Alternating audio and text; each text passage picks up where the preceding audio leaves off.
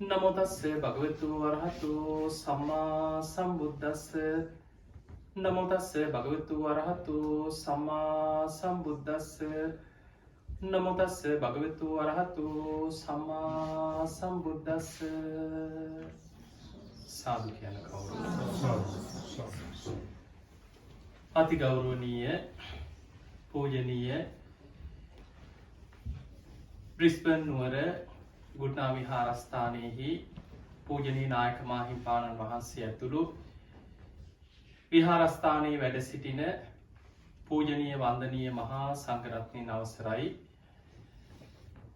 පින්වතුනි ඔබ හැමදෙනාම අද ඔබේ විහාරස්ථානයට මේ පුණ්‍ය භූමියට එකතුනේ විශේෂයෙන් තව දින කිහිපයකින් වෙසක් පුන් පොහොය උදා වෙනවා. ඒ වෙසක් පොහොය නිමිති කරගෙන ඔබේ ජීවිතයට වැදගත් ධර්ම කාරණා කීපයක් ශ්‍රවණය කරන්න. ධර්ම ශ්‍රවණයේදී මෙන්න මේ කාරණා පහ හොඳට මතක තියාගන්න. අපි කවදා කොතන කොයි මොහොතේ බණ ඇහුවත් පළවෙනි කාරණේ තමයි අප්‍රමාණ ආසාවකින් බණ අහන්න ඕනේ. ඒකට ධර්මයේ කියනවා සුසුසති කියලා. බණ ඇසීමේ ආසාව. දෙවනි කාරණේ සෝතං ඕදහති. හොඳට කන් යොමු කරගෙන මුළු දේශනාවෙම හිත පිහිටවාගෙන බණ අහන්නට ඕනේ. බාහිර අරමුණු වලට හිත යන්න ඉඩ නොදී ඕහිත සෝතෝ ධම්මං සුනාති. සම්පූර්ණ දේශනාවෙම හිත පිහිටවාගෙන බණ අහන. ඊළඟ කාරණේ අදිෂ්ඨානය. අඤ්ඤාය චිත්තං උපට්ඨපේති. මම මේ ධර්මයේ තේරුම් ගන්නවා, වටහා ගන්නවා, අවබෝධ කර ගන්නවා. කොහොම හරි මේ ධර්මයේ මගේ ජීවිතයට ගලප ගන්නවා කියලා දැඩි අදිෂ්ඨානයක් ඇති කරගන්න. හතරවෙනි කාරණේ අත්ථං ගන්හාති. අර්ථ ග්‍රහණය කරගන්න. ඒ දේශනාවේ කියවෙන දැන් ඔබට මුළු දේශනාවම අපි හිතමු පැයක බණක්. මුළු දේශනාවම අපිට මතක තියාගන්න පුළුවන්ද? එහෙම මතක හිටින කෙනෙක් හිටියා ආනන්ද හාමුදුරුවෝ.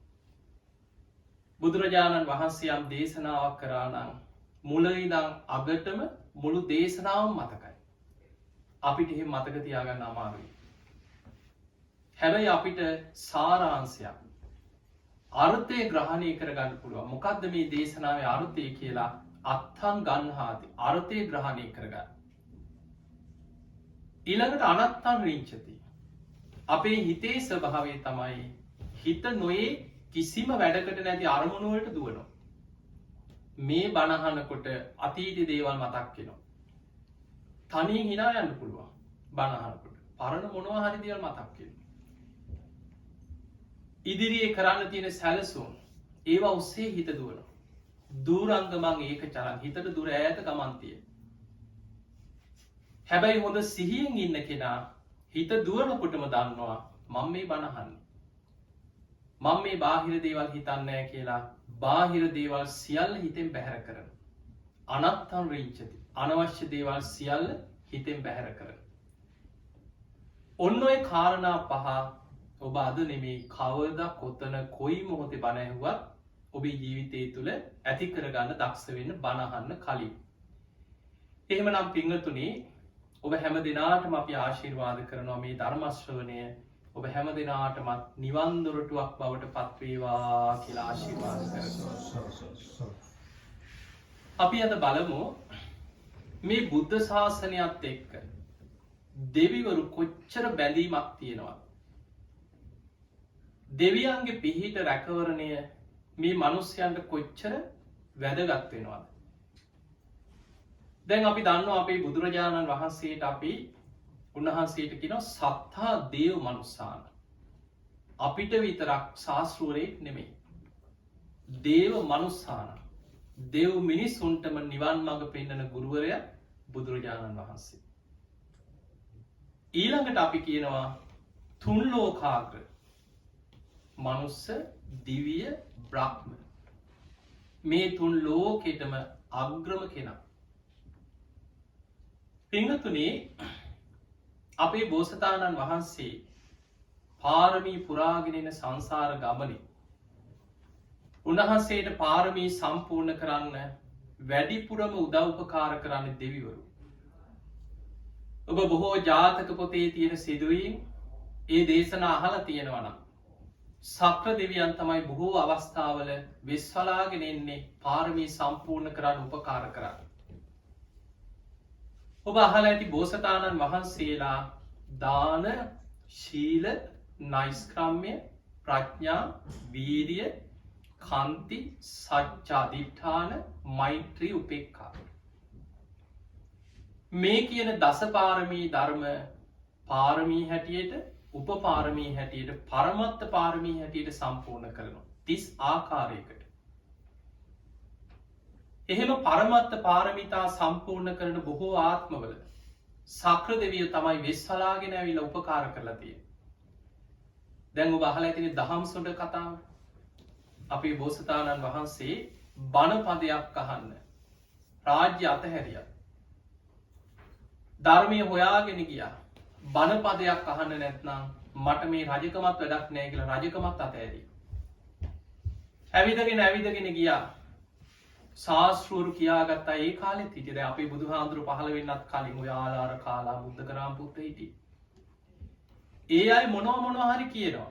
හැබැයි කියනවා අනේ අපි අතීතේ හිටපු බුදුරුන්ගේ ධර්මය නම් දන්නේ නැහැ.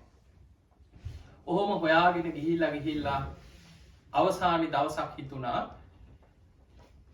කවුරු හරි මට බුදු කෙනෙක්ගේ බණ පදයක් කිව්වොත් දැන් මට දෙන්න දෙයක් නැහැ. මං රාජ්‍ය අතහැරලා යන ගමන. දැන් මට තියෙන මගේ ජීවිතේ විතරයි. මම ජීවිතේ හරි ඒ ධර්මයේ වෙනුවෙන් පූජා කරනවා කියලා හිතුවා. ඒ සිතුවිල්ල සැනින් අරමුණු වෙනවා සක්‍ර දෙවියන්ට. සක්‍ර දෙවියෝ කල්පනා කරා බෝසතාණන් වහන්සේට පරමත්ත පාරමිතාව පුරන්න අවස්ථාව. ඒ සැනින් මහ වනාන්තරය යනකොට විශාල යක්ෂයෙක් වගේ වෙස්වලාගෙන මතු වුණා. බෝසතාණන් වහන්සේ දහම්සොඬ රජුගේ යකා දැක්ක ගමන් බය වුණා. හැරිලා දුවන්නත් හැදුවා. එහෙම හැරෙනකොටම මේ යක්ෂයා කියනවා හා නවතින්න කියෝ. ඔබ හොයන දේ මන් දන්නවා කියෝ. අතීතේ වැඩ සිටිය බුදු කෙනෙක්ගේ එක ගාථාවක් බණපදයක් මන් දන්නවා කියෝ. ඕන්න කියන්නම් කියෝ. නතර වුණා. ඉල්ලන ඕන දෙයක් දෙන්නම්. ජීවිතේ උනත් දෙන්නම් කියෝ. ඒ වෙලාවේ මේ යක්ෂයා බඩ අත ගාලා ඇනු මුකුත් ඇරලා කිව්වා මට හොඳටම බඩ කිනී කිව්වා. මං දැන් උඹව මරාගෙන කනවා කිව්වා. ඒත් බයක් ඇති වුණේ. ඊට පස්සේ කිව්වා හරි. හැබැයි ඉස්සල්ලා මට ධර්මයේ කියලා එන්න. ඊට පස්සේ මාව මරාගෙන කන්න කිව්වා. එතකොට යක්ෂයා කියනවා මට ඔබ විශ්වාස නැහැ කිව්වා. බණ ටික අහලා පැනලා දිව්වොත් ඒ නිසා අපි දෙන්නටම එකඟ වෙන්න පුළුවන් තැනකට එමු කියලා. ඒ මොකද්ද? අන්න අර පේන විශාල ගල් පර්වතයේ උඩට නැගලා එතන ඉඳන් පහළට පනින්න කිව්වා. මං දන්නේ ඒක බණපදයයි. මං කෑ ගහලා ඒ බණපදේ කියන්නම් ඒක අහගෙන මගේ කටට පනින්න කිව්වා. ඒත් කැමති වුණා. අපේ බෝසතාණන් වහන්සේ අර පර්වතයේ උඩට නගිනවා පියවරෙන් පියවර හිතනවා අතීතේ වැඩ සිටිය බුදු කෙනෙක්ගේ බණපදයක් මට ඇසේවා.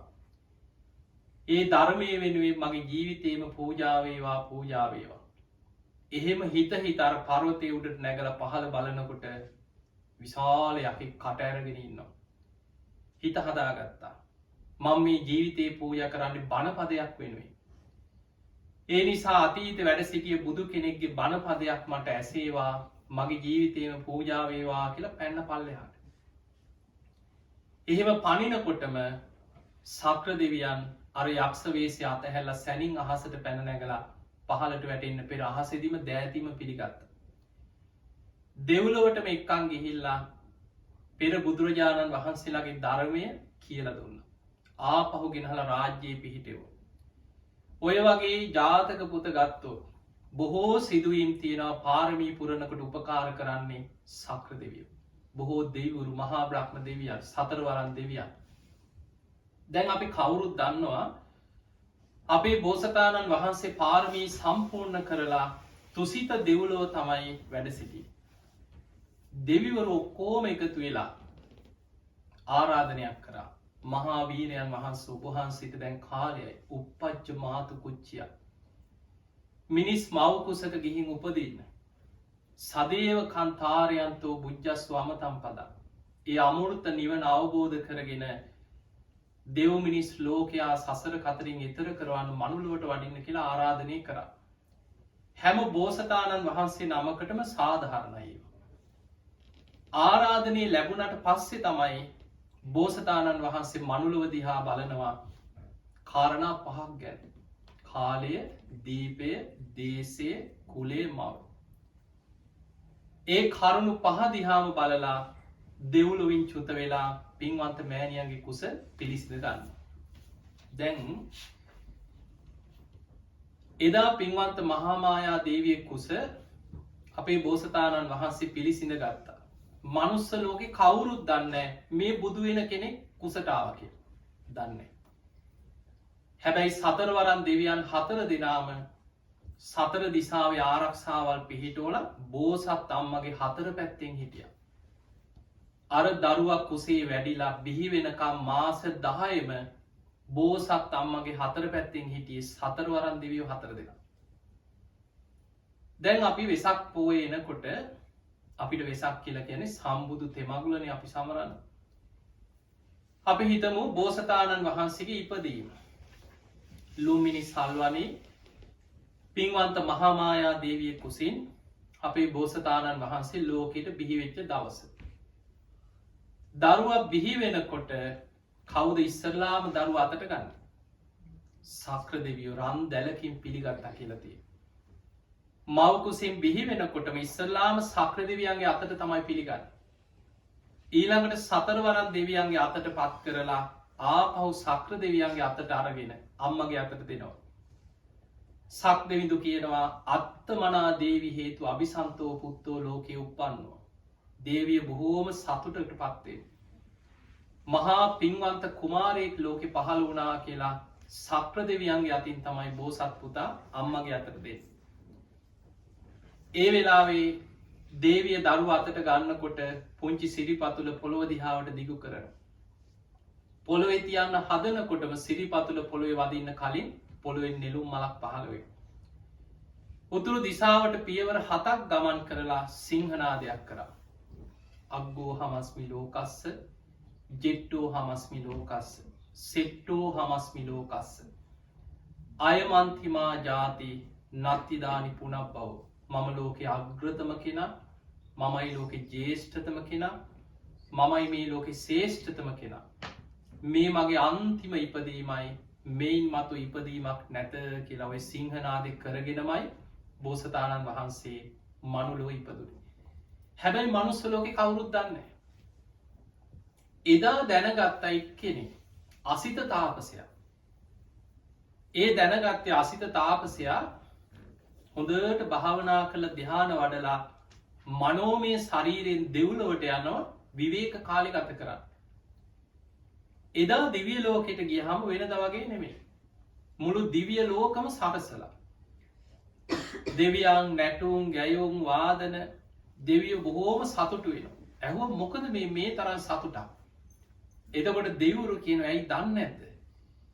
මේ තුන් ලෝකෙටම යහපත උදා කරන මහා පින්වන්ත කෙනා අද මහාමායා දේවිය කුසින් සුද්ධෝදන රජතුමාගේ පුතෙක් හැටියට ලෝකෙට බිහි වුණා. ඇයි දන්නේ නැද්ද? එතකොට අසිත තාපසය ඔක දැනගත්තේ කාගෙන්ද? දෙවියන්ගේ. ඉක්මනින් මනුස්ස ලෝකෙට ආවා. ඇවිල්ලා මාලිගාවට ගියා. සුද්ධෝදන රජතුමාගෙන් ඇහුවා රජතුමනි පුත් කුමාරයෙක් ලැබුණාද? මට බලන්න පුළුවන්ද? බෝසත් පුතා ගෙනහලා පෙන්නපු වෙලාවේ එකින් එක මහා පුරුෂ ලක්ෂණ විමසලා බැලුවා. එතකොට දැන් අපි දන්නවා ඔය ඉපදී ඊළඟට උන්වහන්සේ වසර 29ක් ගිහි ජීවිතය ගත කරා. සුද්ධෝදන රජතුමා මොන උපක්‍රම යෙදුවත් සතර පෙර නිමිති පේන සැලැස්වී සක් දෙවිඳුගේ මැදිහත් වීමෙන් කියලා දේශනාවේ තියෙනවා. අංගුත්තර නිකායේ දේශනාවක් තියෙනවා සතර පෙර නිමිති පේන සලස්වන්නේ සක්‍ර දෙවියන්. මොන විදිහට ආරක්ෂාවල් යොදලා බෝසතාණන් වහන්සේ නගර සිරි නරඹන්න පිටත් වෙන්න කලින් වෙනම ආරක්ෂක යොදලා හිටිය පාර දෙපැත්තේ ඉන්න මිනිස්සු ඉවත් කරලා ඒ වගේ අය වෙන ප්‍රදේශවල රජ්ජුරුව පදිංචි කරවලා පාර දෙපැස්ති හැම වෙලාම ලස්සන ප්‍රියමනාප දේවල් විතරක් පේන සලස්සලා තිබ. හැබැයි නියමිත වෙලාවට සක්‍ර දෙවියෝ සතර පෙර නිමිති පේන සැලැස්සු. ඊළඟට අභිනිස්ක්‍රමණය හිතන් උන්වහන්සේ චන්න ඇමතියා සමඟ කන්ත කසුපිට නැගලා අභිනිස්ක්‍රමණය කර වසර 29 රාහුල පුතා ඉපදිච්ච දවසේ. ඒත් මනුස්ස ලෝකයයි දැනගත්තද අන්න බුදු වෙන්න පිටත් වුණා කියලා. ඒත් දේශනාවේ තියෙනවා දස දහසක් ලෝක ධාතුල දෙවිවරු අහසේ ප්‍රීති ഘോഷා කරනවා. මහා වීරයන් වහන්සේ කෙලෙස් සටනට පිටත් වුණා. මහා වීරයන් වහන්සේ කෙලෙස් සටනට පිටත් වුණා කියලා දෙවියන් ප්‍රීති ഘോഷා කරනවා. චන්න ඇමතිය දන්නෙත් නැහැ කොහෙද යන්නේ කියලා. කන්ත කසුපිට නැගලා මාලිගාවෙන් පිටත් වෙලා මාලිගාවේ ප්‍රධාන දොරටුව ළඟට යනකොට ඉතා ශක්ති සම්පන්න 100 දෙනෙක් අවශ්‍යයි කියනවා ප්‍රධාන දොරටුව විවෘත කරන්න. ඒ තමයි නගරේ තියෙන ආරක්ෂිත ප්‍රධාන දොරටුව. මොකද රාජ්‍ය ගොඩක් එක්ක තිබිච්ච නිසා හැම වෙලාවෙම සතුරු සේනාවන්ගෙන් රැකගන්න විශාල ප්‍රාකාරයක් බැඳලා විශාල ගේට්ටුවක් දාන්න. රාත්‍රී කාලෙට මේ ගේට්ටුව ඉතා ශක්ති සම්පන්න 100ක පිරිසක් යොදලා වහනවා. බෝසතාණන් වහන්සේ කන්ත කසුපිට නැගලා චන්න ඇමතියා සමග මේ ద్వාරය ළඟට යනකොට දේවානුභාවයෙන් දොරටුව විවෘත වුණා කියන. කවුරුත් විවෘත කරේ නැහැ. දෙවියන් විවෘත කළා දුන්නා. උන්වහන්සේ බොහෝ දුරක් ගියා. මෙහෙම ගිහිල්ලා අනෝමා නදියෙන් එතර වුණා. එතනදී කල්පනා කරා මෙතනින් එහාට මං තනියම යා යුතුයි. එහෙම කල්පනා කරලා අර අශ්වයාගෙන් බැහැලා වම් අතින් කෙස් වැටිය අල්ලගත්තා. මගුල් කඩුව අරගෙන දෑංගුලක් හිසේ කෙස් ඉතිරි වෙන ප්‍රමාණයට කෙස් වැටිය කැපුවා. දෑංගුලක් කියන්නේ අඟල් 2ක වගේ ප්‍රමාණයක්.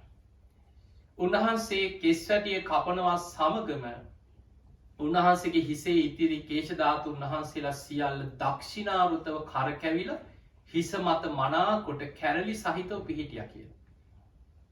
ආයි පිරිනිවන් පානකම් කේශ ධාතුන් වහන්සේලා වැඩුණා කියලා විස්තරයක් නැහැ.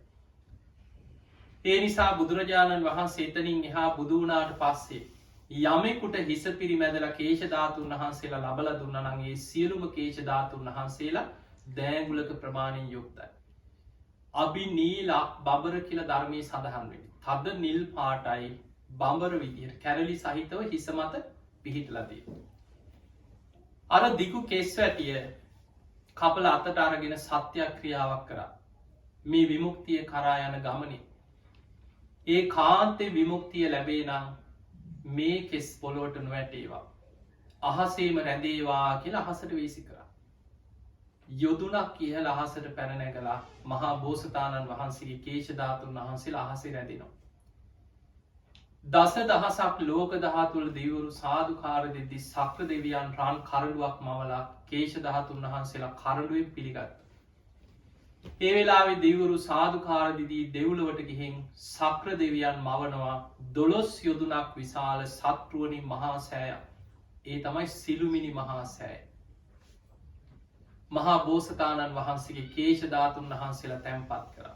එතකොට ඒ තමයි මේ තුන් ලෝකෙම අපේ බුදුහාමුදුරුවෝ වෙනුවෙන් හදපු පළවෙනිම චෛත්‍යය. බුදු වෙලා නැහැ එතකොට. අභිනිෂ්ක්‍රමණය කරපු දවසේ කෙස් වැටිය කපලා අහසට විසි කරපු වෙලාවේ සක්‍ර දෙවියෝ රන් කරඬුවෙන් පිළි අරගෙන දෙව්ලොව මවපු චෛත්‍යය තමයි සිළුමිණි සෑය.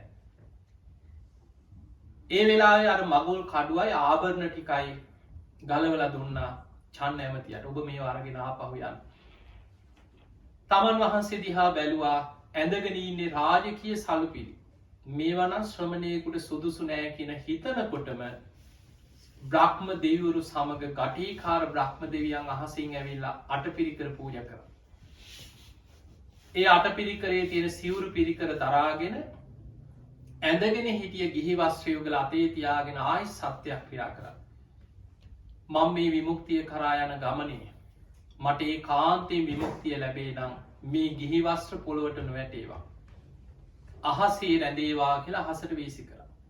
යොදුනක් ඉහළ අහසට පැන නගිනකොට ගටිකාර බ්‍රහ්ම දෙවියන්ම කරඬුවකින් පිළිගත්තා. ඒ ගිහි වස්ත්‍ර යුගල බඹලවට අරගෙන ගිහිල්ලා බඹලව චෛත්‍යයක් මැව්වා. ඒ තමයි සලු මිනිස් හැය. එතකොට දෙව්ලොව තියෙන්නේ සිළු මිනිස් හැය, බඹලව තියෙන්නේ සලු මිනිස් හැය. එතකොට දෙව්ලොව බඹලව සලු මිනිස් හැයයි සිළු මිනිස් හැයයි මවාගෙන දෙව් බඹුන් වඳින්නේ අපේ බෝසතාණන් වහන්සේ බුදු වෙලා නෑ. දුෂ්කරක්‍රියා කරන්න පටන් ගත්තෙත් නෑ තාම. අභිනිෂ්ක්‍රමණය කරපු දවසේමයි. උන්වහන්සේ එහෙම අභිනිෂ්ක්‍රමණය කරලා ආලාර කාලා මුද්දකරාම පුත්ත ළඟට ගියා. හරියන්නේ ඊළඟට උන්වහන්සේ විමුක්තිය පිණිස දුෂ්කරක්‍රියා කරන්න පටන් ගත්තා. දැන් බලන්න අවුරුදු 6කට ආසන්න කාලයක් ශරීරයට අනේක විද දුක් පීඩා දෙමින් දුෂ්කරක්‍රියා කරා.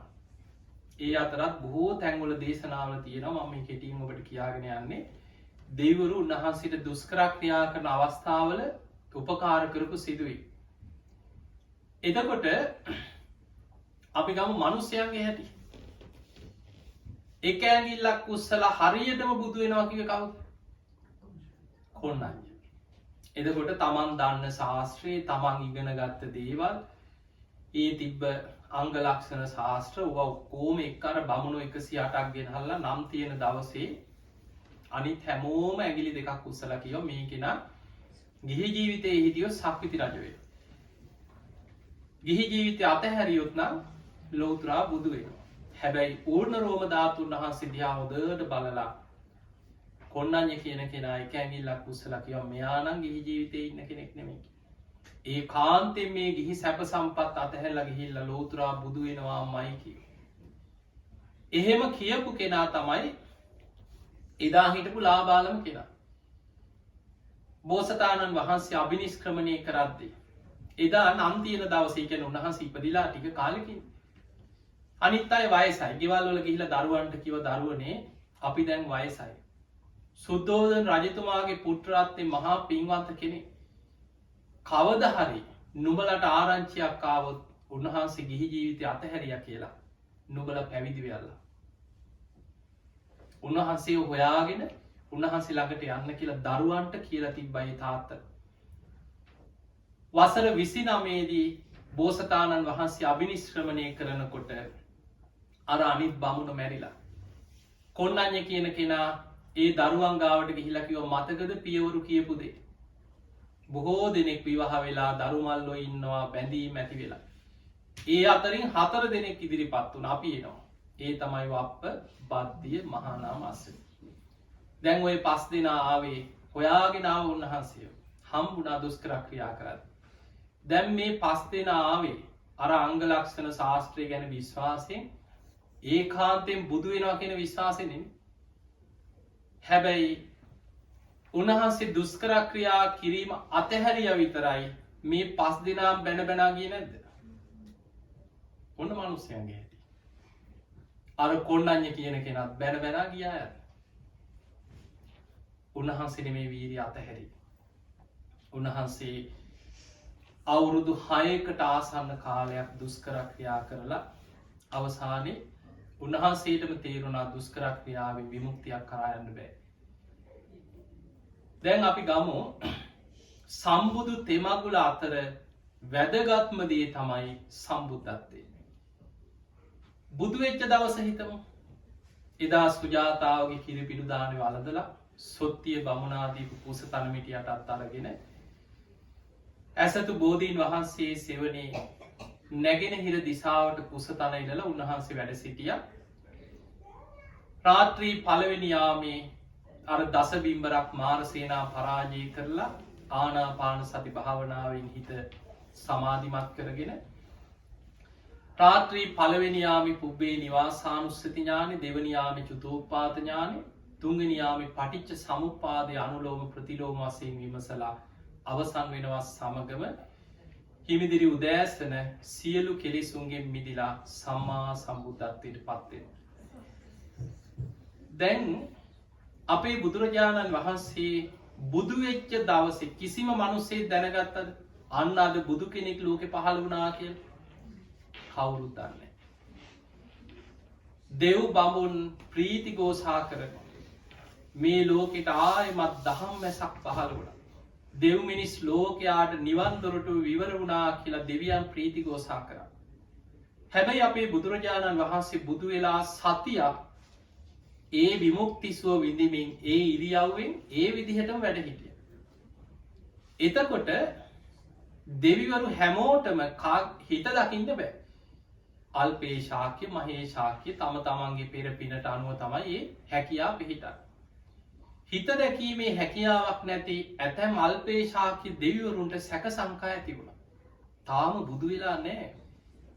ඒකයි උන්වහන්සේ තාම වජිරාසනය මත ඒ විදිහටම වැඩයින්න. එතකොට අනිත් දෙවරු කියනවා නෑනෑ උන්වහන්සේ බුදු වෙලා යොයි වැඩයි. බුදුරජාණන් වහන්සේ බැලුවා දෙවියන් අතර අදහස් දෙකක්. ඒ නිසා දෙව් බමුන්ගේ සැකදුරු කරන්න බෝධි මූලෙන් අහසට පැනනැගල බුදු කෙනෙකුට පමණක් කරන්න පුළුවන් යමා මහා පෙළහර පෑම සිදු කර.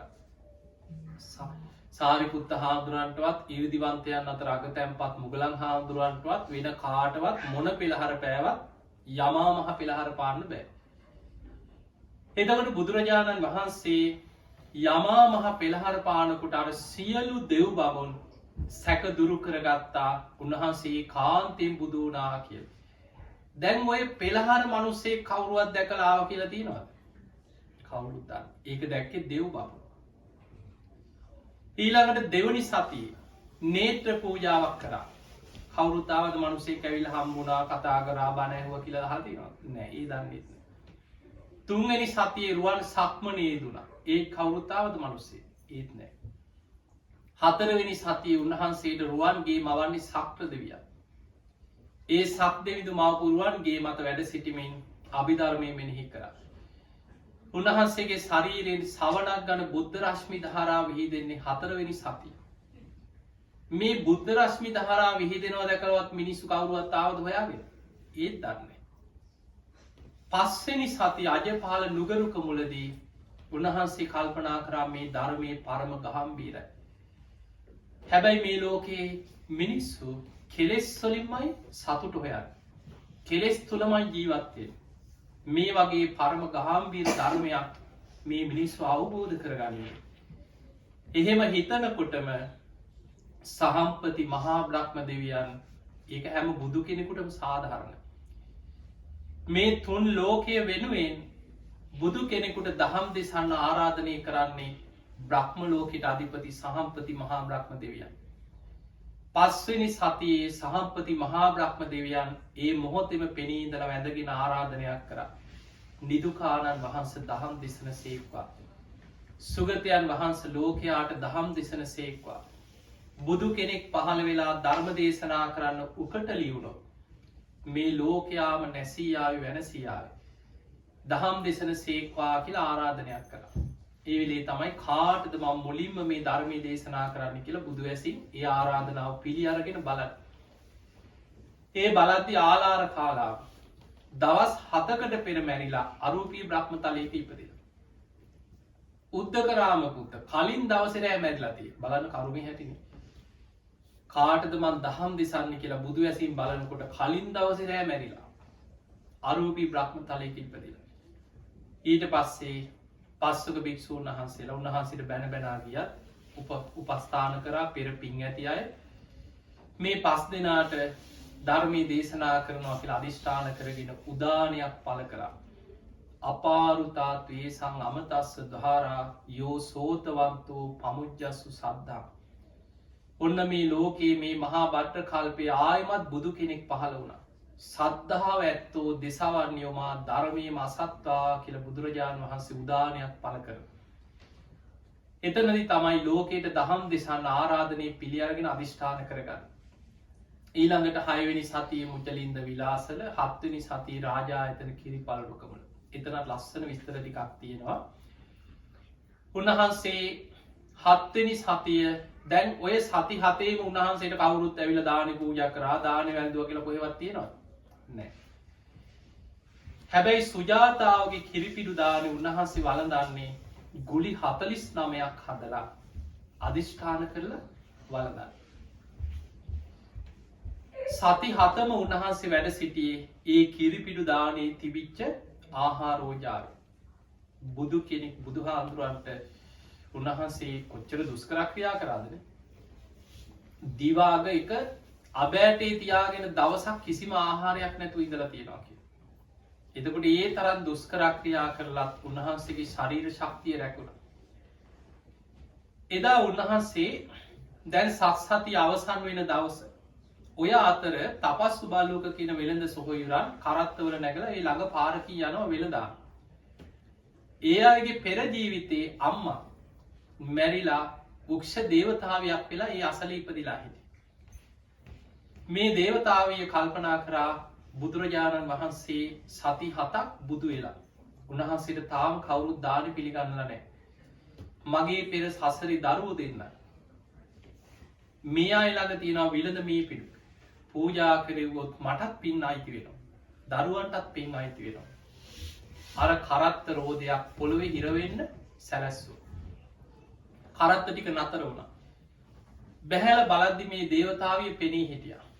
පෙනී ඉඳලා කිව්වා දරුවනි මෙන්න මේ පාරෙන් යන්න අන්න අසවල් තැන ලෞතර බුදු කෙනෙක් පහළ වෙලා වැඩ ඉන්නවා. උන්වහන්සේට ඉක්මනට දානි පූජා කරගන්න. පින් කරගන්න මටත් පින් දෙන්න කියලා නොපෙනී ගියා. විලඳ මීපිඩු අරගෙන යනකොට ඒ වෙලාවේ බුදුරජාණන් වහන්සේ කල්පනා කරන දැන් සති 7 අවසන් වෙලා උන්වහන්සේ මූණකට දෝවණය කරන්න ඕන කියලා හිතනකොට සක්‍ර දෙවියන් අනෝතත්ත විලෙන් පැන් අරගෙන ඇවිල්ලා පිළිගන්නවා. ඊළඟට උන්වහන්සේට වැසිකිලි කැසිකිලි කිස සිදු කරන්න ඕන කියලා හිතනකොට සක් දෙවිඳු අරලු බුළු පූජා කරා කියලා. ඒ වෙලාවේ දැන් අර විලඳ මීපිඩු පිළිගන්නන්න හදනකොට උන්වහන්සේට පිළිගන්න දෙයක් නැහැ. ඇයි? පාත්‍රයක් නැහැ. සුජාතාව පූජා කරපුවා රාම් තැලිය උන්වහන්සේ අර ගගේ පා කරලා ඇරියා. මට ඒ කාන්තෙන් බුද්ධත්වයේ ලැබේ නම් මේ රාම් තැලිය උඩුගම් බලා යෑවා කියලා අදිෂ්ඨාන කරලා ඒ වෙලාවේ උන්වහන්සේ කල්පනා කරන කොහොමද මම පිළිගන්නේ? හිතනකොටම සතරවරක් දෙවියන් 4 දෙනා ඉන්ද්‍ර නීල මාණික්‍ය පාත්‍ර 4ක් අරගෙන අහසින් ආවා. ස්වාමීනි මගේ පාත්‍රය පිළිගන්න මගේ පාත්‍රය පිළිගන්න කියලා. බුදුරජාණන් වහන්සේ වදාලා බුදුවරු මැණික් වලින් කරපු පාත්‍රා පිළිගන්නේ නැහැ කිව්වා. ඒ සැනින් නොපෙනී ගිහිල්ලා ශෛලමේ පාත්‍ර 4ක් අරගෙන ආවා. බුදුරජාණන් වහන්සේ සතරවරක් දෙවියන් 4 දෙනා ගැන කරුණාවෙන් පාත්‍ර 4ම පිළිගත්තා. එක උඩ තියලා ශ්‍රී හස්තයේ තියලා අදිෂ්ඨාන කරා එක් පාත්‍රයක් බවට පත් වේවා කියලා. ඒ පාත්‍රයට තමයි විලඳ මීපිඩු පිළිගත්. පින්වතුනි ඔන්න ඔය පාත්‍රාධාතුන් වහන්සේ අද වැඩ ඉන්නේ කොහෙද? කොහෙද තියෙන්නේ? ලංකාවේ. බුදුරජාණන් වහන්සේ බුදු වෙලා දෙවනි අවුරුද්දේ විශාලා මහනුවර තුන්බිය ඇති වෙච්ච වෙලාවේ පිරිත් පැන් ඉස්සේ ඒ පාත්‍රය. ඒ පාත්‍රධාතුන් වහන්සේ සුමන සාමණේරයන් වහන්සේ අතේ ධර්මාශෝක රජුරු ධාතුන් වහන්සේලා පුරවලා ලංකාවට එව්වා පාත්‍රාධාතුන් වහන්සේට. ලංකාවේ යොදුනක් පාසා මේ ධාතු තැන්පත් කළ චෛත්‍ය ඉදි කරන්න කියලා ධාතුන් වහන්සේලා පුරවලා පාත්‍රාධාතුන් වහන්සේ ලංකාවට එව්වා. අපේ රටේ ඉතිහාස සිදුවීමක් තියෙනවා. ඔබ අහලා ඇති බුද්ධදාස කියලා රජ කෙනෙක් ගැන අහලා තියෙනවද අපේ රටේ හිටියට? ඔය සත්තුන්ට ඉඳන් වෙදකම් කරා කියලා තියෙනවා. ඒ රජුරුවන්ගේ පුතා තමයි උපතිස්ස රජුරුව. උපතිස්ස රජුරුවන්ගේ කාලේ ලංකාවේ ওই වගේම වසංගතයක් ඇති වුණා කියලා තියෙනවා. විශාල වසංගතයක් ඇති වෙලා දහස් ගණන් මිනිස්සු මැරෙන්න පටන් ගත්තා. රජුරුව මොකද කරේ? වෛද්‍යවරු රැස් කරලා වෛද්‍ය උපදෙස් ටික පිළිපැද්දා. කල්පනා කරා මේකට ධර්මයෙන් දෙවියන්ගේ පිහිටක් අවශ්‍යයි. මහරහතන් වහන්සේලා රැස් කරා. රැස් කරලා ඇහුවා ස්වාමීනි මෙවැනි වසංගතයක් බුදුරජාණන් වහන්සේගේ කාලේ ආවා කියලා මම අහලා තියෙනවා. ඒ කාලේ බුදුරජාණන් වහන්සේ කටයුතු කරේ කොහොමද? මම කටයුතු කරන්න ඕන කොහොමද උපහන්සේලා මට උපදෙස් දෙන්න කියෝ. ඉරිදි බල සම්පන්න මහරහතන් වහන්සේලා දිවසින් බලලා රජ්ජුරුවට ලස්සන උපදෙසක් දුන්න. මේ අප ඉතිහාසි තියෙනවා. කිව්ව රජතුමනී ඔබ මාලිගාවේ තියෙන රත්තරංවලින් බුදුරජාණන් වහන්සේගේ සුරූපය බුද්ධ ප්‍රතිමාවක් කරවන්න කියව. උන්වහන්සේගේ ප්‍රමාණි බඹයයි. බඹයක ප්‍රමාණයේ බුද්ධ ප්‍රතිමා වහන්සේ නමක් කරවලා ඒ ප්‍රතිමාව සර්වඥ ධාතු තැන්පත් කරන්න. එතකොට බුදු පිළිමයක් කරලා ඒ පිළිමෙ ධාතුන් වහන්සේලා තැන්පත් කරාට පස්සේ එතන නියෝජනය වෙන්නේ බුදු හාමුදුරු. බුදුරජාණන් වහන්සේගේ පාත්‍රාධාතුන් වහන්සේ ලංකායි වැඩඉන්න. ඒ පාත්තරෙන් තමයි විශාලා මහනුවර තුන්බි ඇතිවෙච්ච වෙලා පිරිත් පැන්නිස්සේ. අර බුද්ධ ප්‍රතිමා වහන්සේගේ ශ්‍රී හස්තයට ඒ පාත්‍රාධාතුන් වහන්සේ තියලා පිරිත් පැම් පුරවලා රහතන් වහන්සේලා සමඟ පිරිත් කිය ඒ ප්‍රතිමා වහන්සේ ඉදිරියෙන් වඩම්මමින් ඒ ප්‍රතිමාවේ පාත්තරයේ තියෙන පිරිත් පැන් නගරට හින්න කියව. හැබැයි රජතුමනි ඕක කරන්න ඕන රජතුමා සීලේක පිහිටලා රටවාසීන් සීලේක පිහිටල කරන්න කිය. එතකොටයික ප්‍රතිපල් ලැබේ. එදා රජ්ජුරුව මේක පිළිගත්තා. පිළියාරගෙන රජ්ජුරු අටසේ සමාදන් වුණා. රටවැසියන්ට අන කරලා ඒ මහරහතන් වහන්සේලා ලවා මිනිස්සුම සිල්වත් කෙරව නගරවාසී. රජතුමා ගුණධර්ම පුරමින් රතන සූත්‍රයම පිරිත් කරලා අරවිදිහටම බඹයක ප්‍රමාණ රන් බුද්ධ ප්‍රතිමාවක් කරවල ධාතු තැන්පත් කරලා ඒ බුද්ධ ප්‍රතිමාව ශ්‍රී හස්තය මත පාත්‍රාධාතුන් වහන්සේ තැන්පත් කරලා පිරිත් පැම්පුරවලා රහතන් වහන්සේලා සමඟ නගරයට පිරිත් පැඟි සකේ. පහුවදා වෙනකොට විශාල වර්සාාවක් ඇදහැල්ල ඒ කාලෙ නියගෙකුත් තිබුණ නියගයක් දුරුණ දින කීපයක් යනකොට වසංගතය නැතිවුණා කිය. අප ඉතිහාසි තියෙනවා. එදා ඒ උපතිස්ස රජ්ජුරුවෝ රාජ ආඥාවක් පනවල තියෙනවා. අතීතයේද මම මේ විදිහට කරා වසංගතයක් ආපු වෙලාව. අනාගතයේ මේ රටේ රජකං කරන යම් රජෙක්වේද අනාගතයේද මෙවැනි වසංගතයක් ආවොත් මම මේ කරපුදේ ආදර්ශයට අරගෙන මේ විදිහට කරත්වා කියලා රාජ ආඥාවක් පැනිව කිය. දැන් ක්‍රමෙත් තියෙනවා. ඔක්කොමත් තියෙනවා. මොකක්ද කරන්නම් බැරිදේ. සීල්වත් කරන්න බෑ. උඩ ඉදම් පහලටම සීලේක පිහිටවන්න බෑ. ඒ නිසා කොච්චර රතන සූත්‍ර කිව්වත් ප්‍රතිඵල නැත. දෙවියම් පිහිට වෙන්නේ. ඒ නිසා පිරිතෙ ප්‍රශ්නයක්කත් ධර්මය ප්‍රශ්නයක්කත් නෙමේ. දෙවියන් හැරිලවත් බලන්නේ. පිංහතුනේ රතන සූත්‍ර දේශනාවේ ඔබ රතන සූත්‍ර කියලා ඇති රතන සූත්‍රය පළවෙනි ගාථා දෙක තියෙන්නේ බුදුරජාණන් වහන්සේ දෙවියන්ට ආරාධනා කරන්න. කෝටි ලක්ෂයක් සක්වල දෙව්බමුන්ට ආරාධනා කරන පළවෙනි ගාථා දෙකේ. ආරාධනා කලා ඉල්ලීමක් කරනවා දිවාච රත්තෝච හරන්තියේ බලි තස්මාහිනේ රක්ක තප්ප මත්තා. මේ මනුස්්‍යයන්ව දවල් රෑ දෙකේ ආරක්ෂා කරන්න. මෙත්තං කරෝත මානුසියා පජාය මේ මනුස්්‍යයන් ගැන මෛත්‍රීසිත් ඇති කරගෙන මේ මනුස්්‍යයන්ව රකින්න කියලා බුදු හාමුදුරු දෙවියන්ගෙන් ඉල්ලීමක් කරන. ඒ ඉල්ලීම කරලා තමයි බුදුගුණ දහම්ගුණ සඟගුණ ඇතුළ සත්‍යයක් ක්‍රියා කරන්න. ඉතිරි ගාථාටිකේ තියෙන සත්‍යක්‍රියා. අවසාන ගාථ තුන රතන සූත්‍රී බුදු හාදුරනමි දේශනා කරන්න. ඒ දේශනාව අවසන් වෙනකොට අර අහසේ රැස්වෙලා හිටපු කෝටි ලක්ෂයක් සක්වල දෙව් බමුන් වෙනුවෙන් සක්‍ර දෙවියන් පහලට බහිනවා දිවිය සුරූපයෙන්ම පහලට බැස්ස. බැහැල බුදුරජාණන් වහන්සේට වැඳගෙන ගාත තුනක් කිව්වා. යානීද භූතානි සමාගතානී බුම්මානිවායා නිවහන් තලික්කේ. තතාගතන් දේව මනුස්ස පූජිතන් බුද්ධන් නමස්සාමි ස්වත්ති හෝතු. මේ අහසේ අන්තරීක්ෂ රැස්වෙලා ඉන්න කෝටි ලක්ෂයක් සක්වල දෙව් බමුන් ඔබහන්සිකව ආඥාව ඒ විදිහටම පිළිගත්තා. අපි දෙව් මිනිස්සුන්ගේ අග්‍රස්ථානය සලකන බුදුරජාණන් වහන්සේට අපි වන්දනා කරනවා. ධර්මයට වන්දනා කරනවා සංඝයාට වන්දනා කරනවා කියලා ගාත තුනකින් බුදු හාමුදුරන්ට වන්දනා කරලා ආඥාව පිළිගත්ත. හැබැයි ඒ බුද්ධ ආඥාව පිළිගත්තේ ගුණධර්ම රකින සිල්වත් මිනිස්සුන්ට පිහිට වෙනවා කිය. ඒ නිසා පින්වතුනි අපි කොච්චර රතන සූත්‍රය කිව්වත් ගුණධර්මයක් නැත්තන් දෙවියන් පිහිට වෙන්නේ. ඒක බුද්ධ දේශනා ගොඩක පැහැදිලිව තියෙනවා. දැන් අපි ගමු බුදුරජාණන් වහන්සේගේ ප්‍රථම ධර්ම දේශනා. දැන් ඉපදීම පුදුවීම ඊළඟට බුදු හාමුදුරන්ගේ ප්‍රථම ධර්ම දේශනා දම්සක් පැවතුන් සූත්‍රය. මනුස්ස ලෝකෙම බණ ඇහුවේ කී දෙනාද?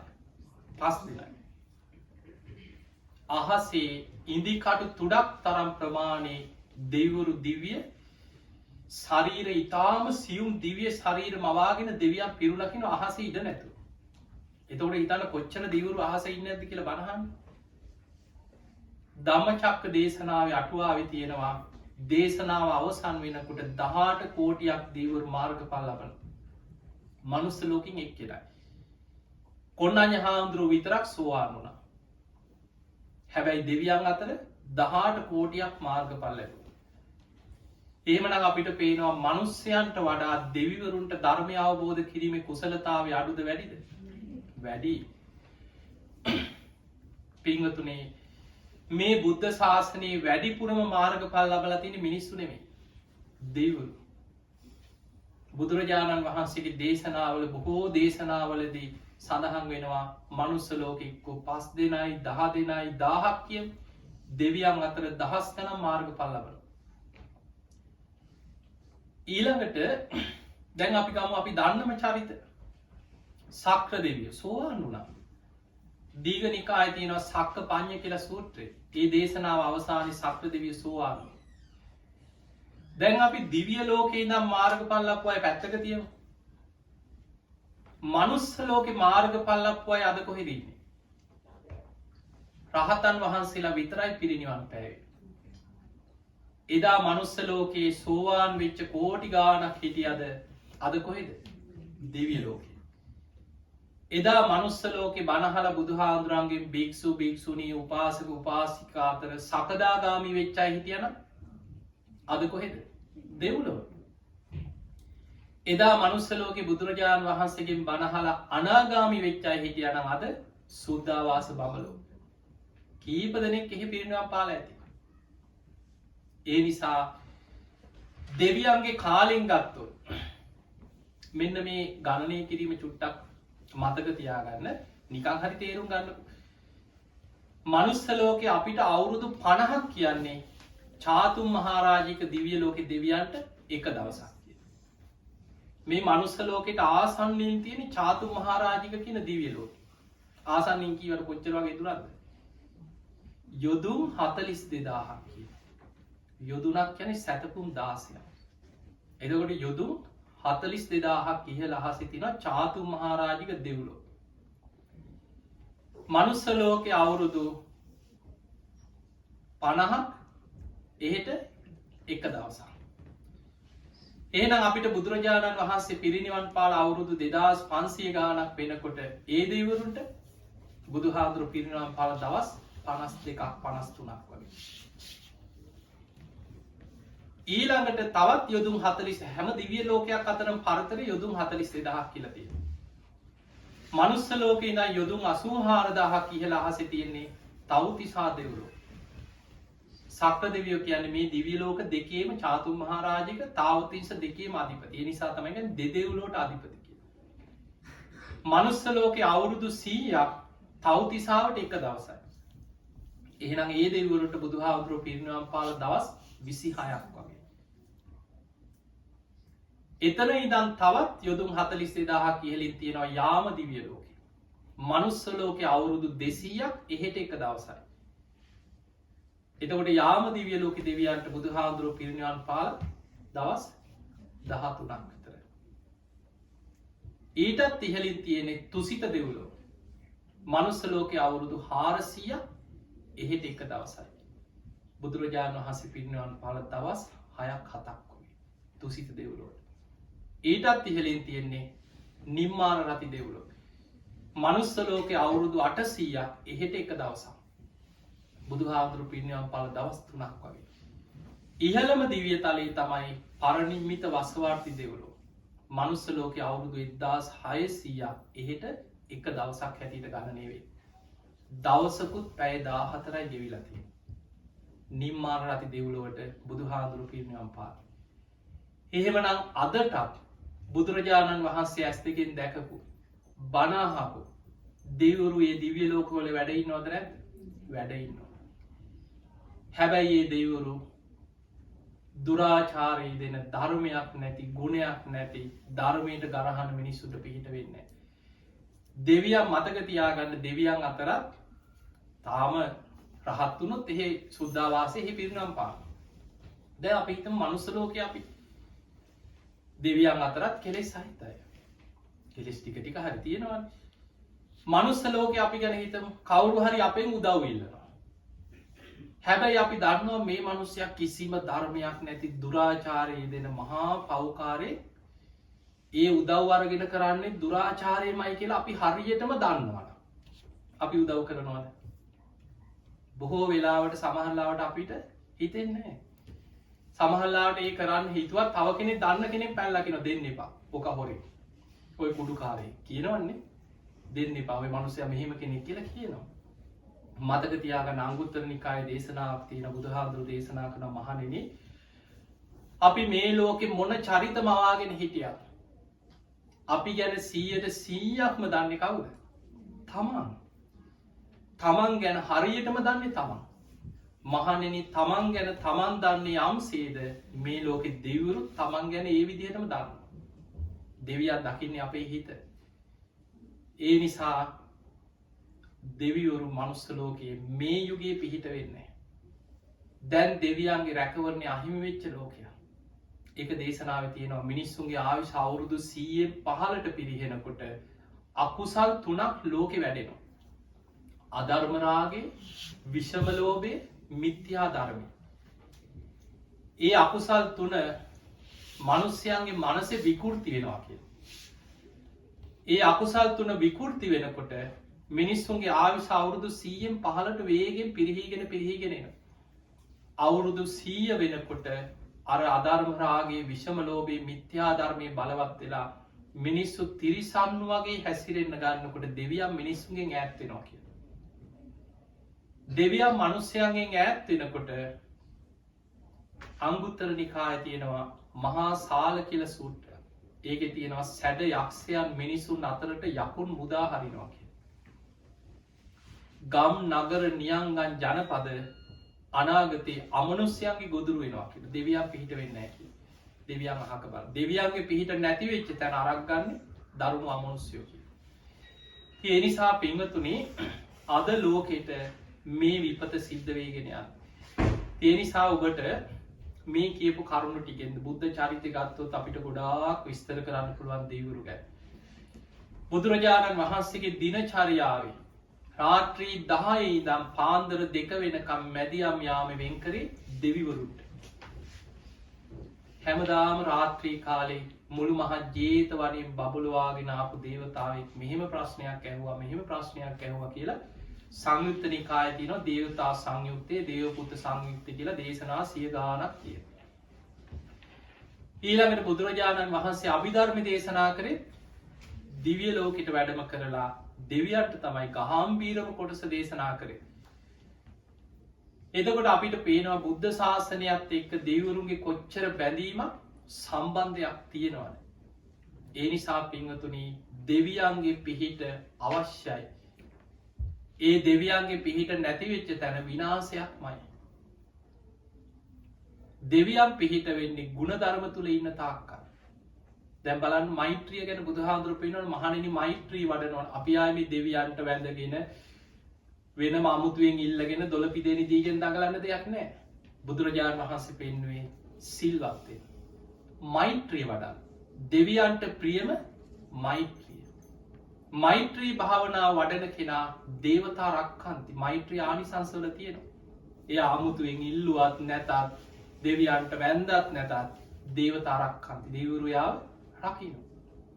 ඒ නිසා අපිට ලෝකෙ වෙනස් කරන්න බෑ. හැබැයි ලෝකෙ අපිට පේනවා වේගෙන් විනාශය කරා යනවා. අපිට යන්තම් අපේ පිනකට කොහොම හරි බණපදයක් අහන්න ධර්මයක් අහන්න යන්තම් කොහෙන් හරි වාසනාවක් තිබ්බන්නේ. ඒ නිසා මේ ලැබිච්ච අවස්ථාවෙන් ප්‍රයෝජනයක් අරගෙන අප්‍රමාදීව ගැලවෙන්න උත්සාහයක් ගන්න. ආයි මේකේ වසන්න ආයිත් මෙහි අනේ ආය උපදින්න ලැබේවා කියලා ආයි ගිහිල දැපේෙනවන ඉන්දියාවෙන්. ලංකාවම හිතන්නනේ. දැන් නිකම් ඔබට හිතෙන් නැද්ද. අනි අපි ලංකාවට යනකොට අපි නෑයන්ගෙන් කීයෙන් කී දෙනෙක් ඉතුරු වෙයිද කියලා හිතෙන්නේ නැද්ද? යන්න හම්බෙයිද තව අවුරුදු කීයකින්වත්? තමයිට අවුරුද්දක එකහමාරකින් යනකොට කී දෙනෙක් ජීවතුන් අතර ඉඳීද? ඒ නිසා ජීවිතේ හරි භයානකයි. කරන්න දෙයක් නැහැ. දැන් මමත් ඉතින් දවස් දෙක තුනකට සැරයක් වෙනද වගේ නෙමෙයි ඉතින් අම්මා අප්පච්චිට කතා කරනවා. කතා කරලා ඉතින් බණ කිය කොහොම හරි අපි දන්නේ යනකොට ඉඳීද කියලා. මේ යන ස්වභාවයත් එක්ක කාට කවදා කොතන කොයි මොහොතේ මොන විදිහට විපතකට පත්වෙයිද අපිට විශ්වාස නැහැ. ඒ නිසා අප්‍රමාදී වෙන්න. ධර්මයේ දියුණු කරගන්න උත්සාහයක් ගන්න. වෙන කිසිම පිළිසරණක් අපිට නැහැ. ධර්මය හැරෙන්න. බුදුරජාණන් වහන්සේ පිරිනිවන් පාන වෙලාවෙත් අවසාන වශයෙන් අපිට පෙන්නුවේ හන්දදානි භික්කවේ ආමන්ත්‍රයා මහණෙනි අවසාන වතාවටත් නුඹලා අමතනවා. වය ධම්මා සංඛාර මේ සියලු සංස්කාර අනිත්‍යයි. මේ හැමදේම හටගෙන පැවතිලා නැති වී විනාශ වෙලා යන ස්වභාවයෙන් යුක්තයි. අප්‍රමාදේන සම්පාදිත අප්‍රමාදීය කුසල් වඩන්න. දැන් හිතන්න අතීතේ රජවරු හිටිය අද පොළොව හාරලවත් හොයන්න තියෙනවද? මාලිගා සිටුවරු සක්විති රජකම් කරපු අය තව අවුරුදු 100ක් යනකොට අපි කවුරුත් නැහැ. පස් ටිකක්. ඒ නිසා වේගෙන් වෙනස් වෙවි අනිත්‍ය වී යන ලෝකයක්. අපි කාටවත් මෙසේ වේවා මෙසේ නොඒවා කියලා අපි ඇඩුවා කියලා වැලපුනා කියලා මෙහෙම වෙන්න එපා කියලා අපිට ඕන විදිහට ලබන්න පුළුවන්. ලබන්න බෑ. කොහෙන් ගත්තත් කරුණු තුනයි පේන්න තියෙන්නේ.